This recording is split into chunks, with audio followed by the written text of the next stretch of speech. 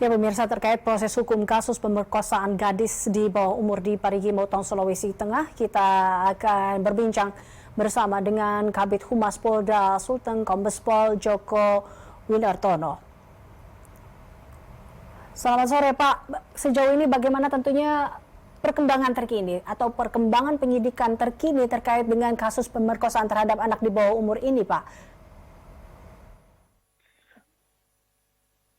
Selamat sore, Mbak. Halo, Mbak. Selamat sore Pak Joko. Selamat sore, Mbak. Baik Pak Joko, dengan Eliza. Pak Joko, sejauh ini bagaimana tentunya perkembangan terkini terkait dengan kasus pemerkosaan ini Pak Joko? Adakah bukti atau petunjuk baru dalam hal ini?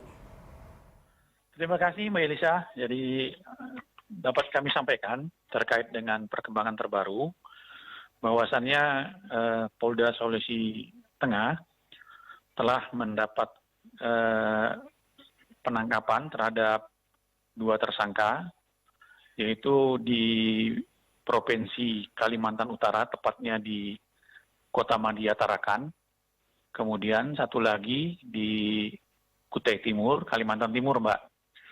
Untuk kedua tersangka sekarang sudah berada di Kota Palu untuk dilakukan pemeriksaan lebih lanjut. Kemudian untuk satu orang oknum yang kemarin ramai diberitakan terkait oknum Brimob sudah ditetapkan sebagai tersangka. Kemudian yang bersangkutan juga sudah dilakukan penahanan.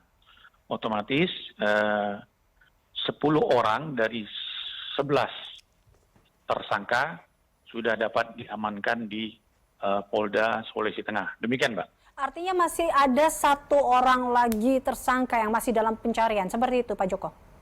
Betul, Mbak Melisa, 1 orang lagi. Kita mohon doanya pada masyarakat agar cepat tertangkap. Baik. Kemudian kami juga telah mengimbau kepada keluarga tersangka untuk segera menyerahkan diri. Demikian, Mbak. Apakah 1 orang tersangka ini juga merupakan salah satu oknum dalam sebuah jajaran pemerintahan instansi atau seperti itu, atau seperti apa informasinya? Kalau profesi yang bersangkutan wira swasta, Mbak. Baik. Ini kan kalau diketahui bahwa penyidik telah menetapkan tersangka baru. Tadi ada katakan sudah ada 10 tersangka dalam hal ini dan 1 orang masih dalam pencarian. Apa saja sebenarnya sejauh ini dasar-dasar dan bukti yang sudah didapatkan dari 10 tersangka ini?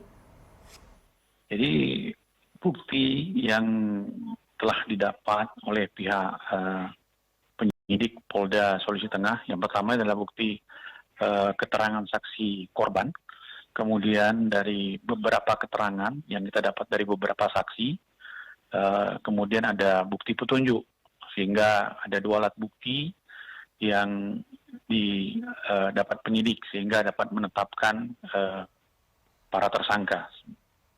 Baik.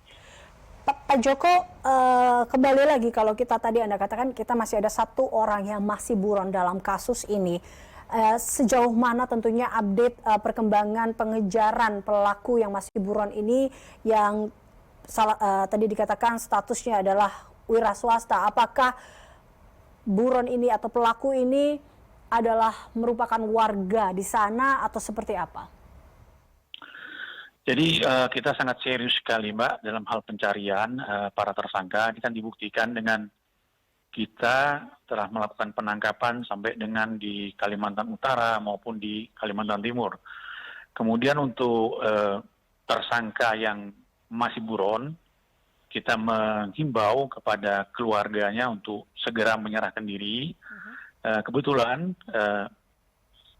tersangka yang belum kita dapatkan yang masih buron ini adalah warga sekitar Parigi Motong, Mbak. Demikian.